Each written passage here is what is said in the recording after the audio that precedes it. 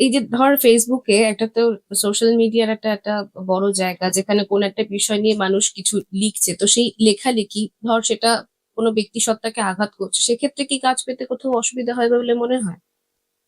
না, না, না, না, সেইখানে আমার মনে হয় না কোনো কিছু অসুবিধা হয়, কারণ আমার মনে হয় যে যে কোনো আলোচনা, যে কোনো পাবলিসিটি, সেটা সবসময় যে বলছে আর যার ব্যাপারে বলা হচ্ছে দুজনকেই ফেমাস করে, ঠিক আছে? তো এটা ওই পাবলিসিটি ওইটার জন্য যে কাজ পাবে না, সেইটা আমার মনে হয় না কোনো একটা ইস্যু হয়ে দাঁড়াতে পারে। সেইটা ব্যাপার নয়। ওকে, এবার কিন্তু এই যে এত কথা বলছে সোশ্যাল মিডিয়ায় লোকজন, হুম হুম, এখন যে হঠাৎ করে কারো কিছু হলেই আমি তার ব্যাপারে লিখে দিচ্ছি, কারো কিছু হলে আমি এক্স্যাক্টলি, কমেন্টে বলে দিচ্ছি। হ্যাঁ, যে যা হ্যাঁ, খুশি যে হচ্ছে যা বলে করছে দিচ্ছে। পার্সোনালি একটা মন্তব্য করে দিচ্ছি, কারণ তুমি তো এখন তার থেকে তুমি 200 কিলোমিটার দূরে হুম ঘরে বসে মেসেজ হুম, করছো, সে তোমাকে তো এসে চড় মারতে পারবে না, হুম থাপ্পড় মারতে পারবে না।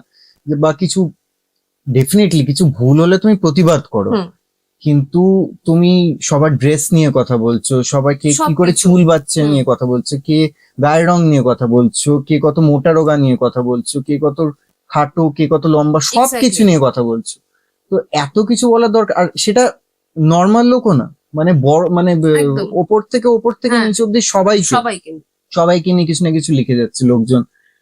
সবাই ঠিক আছে, লোকজনের ভুল করতেই পারে, কিন্তু সবাই সবাই তো খারাপ না। সেটাই, সবাই তো খারাপ না, সবাইকে খারাপ বলা হচ্ছে, সবাই তো খারাপ না, সব সেলিব্রিটি কি খারাপ? সেটাই, সব সেলিব্রিটিকে আমরা সবাই খারাপ সবার বলে মতো, দিচ্ছি, সবাই তো একটা খেটে ওই জায়গাটা পেয়েছে। একদমই।